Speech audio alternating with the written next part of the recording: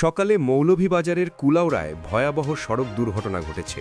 ঘন কুয়াশার মধ্যে একটি পিকআপ ভ্যানের ধাক্কায় দুই মোটরসাইকেল আরোহী প্রাণ হারিয়েছেন।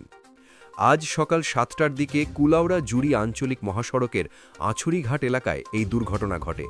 নিহতরা হলেন জাবেদ আহমেদ ও রিয়াদুল ইসলাম, দুই বন্ধু, বয়স মাত্র ১৯ বছর। প্রত্যক্ষদর্শীরা জানাচ্ছেন, সকাল থেকে ঘন কুয়াশার কারণে দৃশ্যমানতা ছিল খুবই কম। সড়কের উভয় যানবাহনের গতিও ছিল বেশি। এই অবস্থাতেই পিকআপ ভ্যানটি মোটরসাইকেলটিকে সজোরে ধাক্কা দেয়।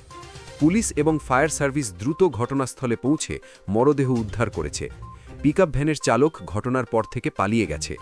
কুলাউড়া থানার ভারপ্রাপ্ত কর্মকর্তা মোহাম্মদ মনিরুজ্জামান মোল্লা জানিয়েছেন, নিহত দুই তরুণের মরদেহ ময়নাতদন্তের জন্য মর্গে পাঠানো হয়েছে। পরিবারের পক্ষ থেকে অভিযোগ দাখিল করা হলে আইনানুগ ব্যবস্থা নেওয়া হবে। প্রত্যক্ষদর্শীরা বলছেন, ঘন কুয়াশার কারণে সড়কে চলাচল ঝুঁকিপূর্ণ। কর্তৃপক্ষও সতর্ক থাকার পরামর্শ দিয়েছেন। দর্শকবৃন্দ, এই ধরনের দুর্ঘটনা এড়াতে সর্বদা সতর্ক থাকুন। ভিডিওটি যদি তথ্যবহুল মনে হয়, লাইক করুন, কমেন্ট করুন এবং ক্ল্যারি নিউজ চ্যানেলটি সাবস্ক্রাইব করুন। আরও ব্রেকিং নিউজের আপডেট পেতে আমাদের সঙ্গে থাকুন।